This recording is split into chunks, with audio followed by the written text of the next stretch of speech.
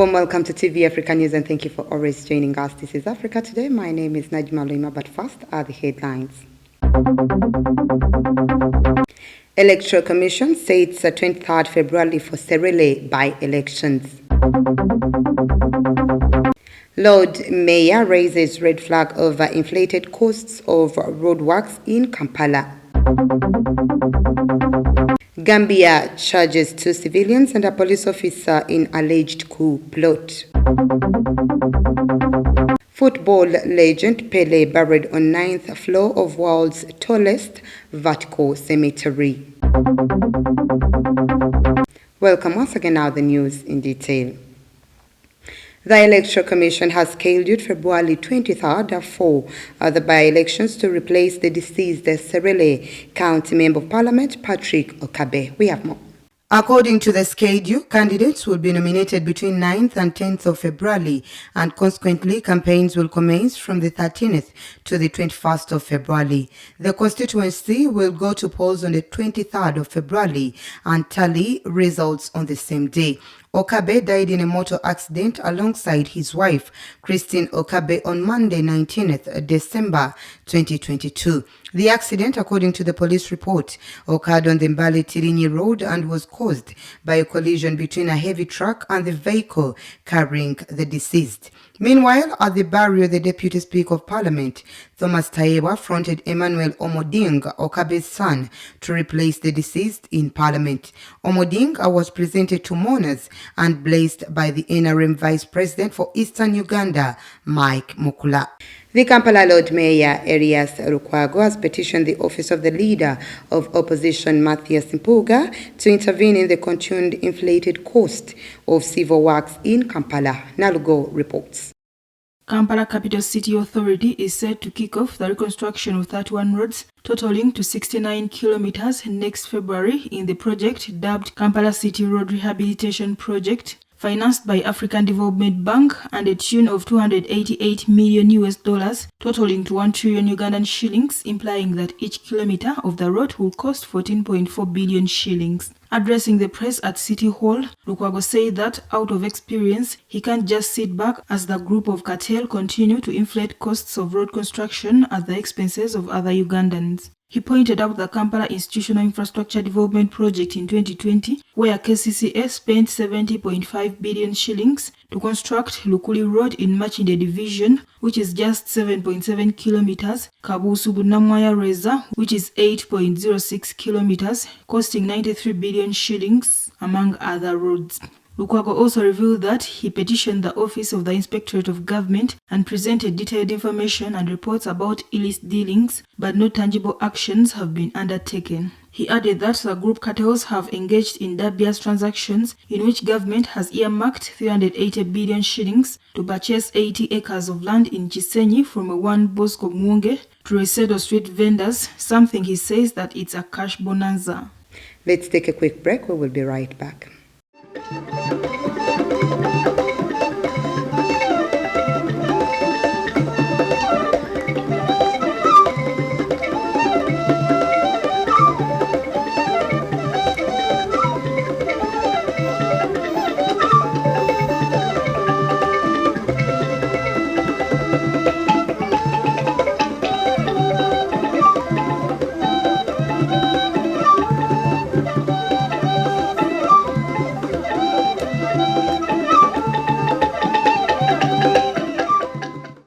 Welcome back. You're still watching TV Africa News, The Right to Know.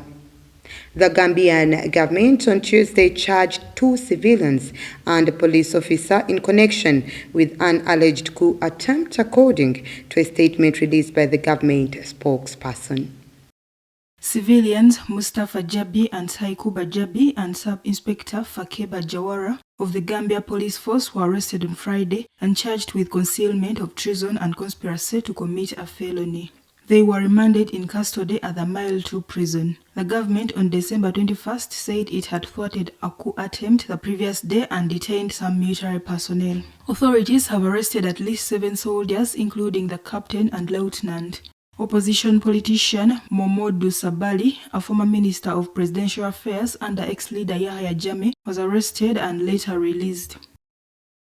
Moving on, Somali government on Wednesday began the prosecution of the Secretary General of the Somali Journalist Syndicate, Abdullah Ahmed Mumin, who continues to face severe restrictions since October last year. Abdullah Mumin was presented before the Banadil Regional Court in Mogadishu with his lawyers, media representatives, and a dozen of journalists. Several members of the Somali Federal Parliament and civil society groups have joined the court hearing, which commenced as 11 a.m. Somalia time.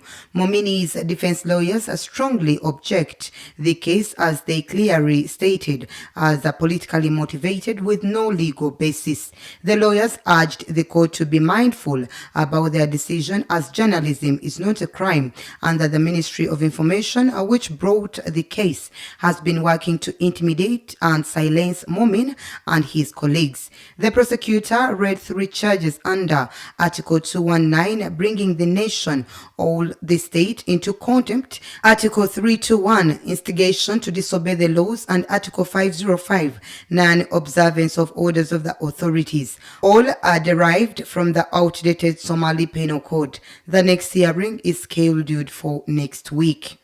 Away from that, Togo's President Faoule Nasibe, who is mediating in the case of 46 Ivorian soldiers suspected of being mercenaries and detained in Mali since July, arrived in Bamako on Wednesday, according to a diplomatic official and an airport source. According to Abdoulaye Sisi, diplomatic advisor to Mali's foreign ministry, the two heads of state at the first tete-a-tete at the airport took the road to Koluba, where the Malian presidency is based, for 2 working sessions, including one behind closed doors between the two presidents. The 46 Ivorian soldiers, suspected of being mercenaries detained in Mali since July, were sentenced on 30th December to 20 years in prison before the expire of the ultimatum set by the African heads of state to the Malian junta trailing them. They were found guilty of attacking and plotting against the government, undermining the external security of the state, possession, carrying and transporting weapons and ammunition of war with the aim of disturbing public order through intimidation or terror, at the end of a 2-day trial in Bamako. In his New Year's speech, Ivorian President Alassane Ouattara promised that the imprisoned soldiers will soon return to Ivorian soil. Tunisia's central bank chief warned on Wednesday that without quick IMF deal, harder times lie ahead. It now awaits the IMF's stamp of approval to access other sources of credit. The country is struggling under debt worth nearly 90% of its GDP. It reached an agreement in principle with the International Monetary Fund in mid-October for a package worth around $2 billion. Marone El Abbasi said that they hope to be able as quickly as possible to reach an agreement with the IMF to mobilize the external financing allocated to the budget. He added that there will also be gradual lifting of subsidies on basic products, in particular energy, over the 3-4 years, and they will see prices increase significantly. The IMF was originally expected to improve the deal on December 19th, but that was delayed because the Tunisian budget was not ready. The IMF asked, among other things, for a law restructuring over 100 state-owned firms which hold monopolies and for some are indebted. Tunisians grapple with low economic growth and runaway inflation like the rest of Tunisians. A trade union opposed any IMF deal in June last year. Let's once again take a quick break. We will be right back.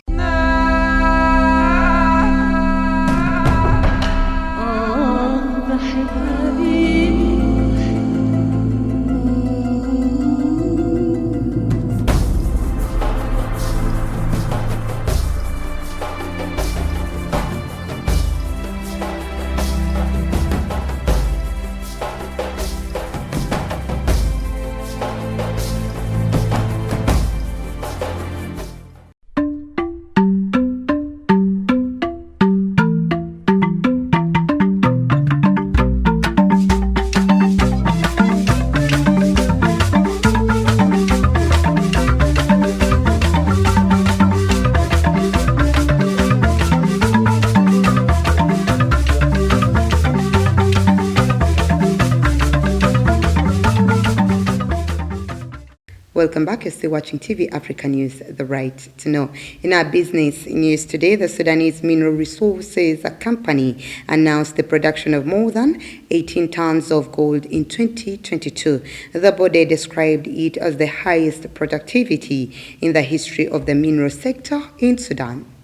The Director of General Administration for Supervision and Control of Production Companies, Engineer Aleuddin Ali, said in a press statement this week that productivity increased by 1 ton and 611 kilograms compared to the highest production in the last period, which was achieved in 2019. The 18 tons and 637 kilograms of gold produced in 2022 originated from the production of the organized sector of concession companies and companies dealing with traditional mining waste. It is estimated that over 50% of Sudan's gold is smuggled out of the country, with proceeds frequently used to finance the internal conflict. Central Bank of Sudan issued a new circular to banks and related authorities in March 2022, banning the export of gold by government agencies and foreigners, individuals and companies, excluding concession companies operating in mining.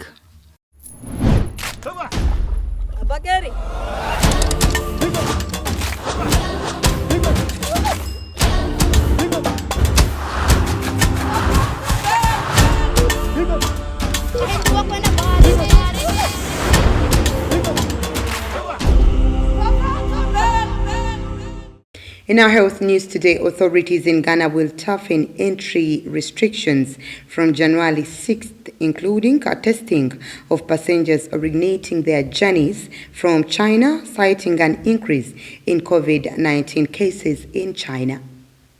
All air travelers arriving from China will now be required to present a negative PCR COVID test result not older than 48 hours before departure and undergo another test on arrival in Ghana's Kotoko International Airport at no cost. According to the GACL, non-Ghanaians traveling to Kotoko International Airport with fake vaccination certificates will be quarantined and returned to the point of boarding at their cost. It also stated that airlines that bring passengers to Ghana who are not fully vaccinated or passengers originating their journey from China without a valid negative COVID-19 PCR test results 48 hours prior to the departure would be surcharged $3,500. Ghana's foreign ministry also announced the new regulations in a press release. It also advised its citizens not to embark on any unnecessary travel to China.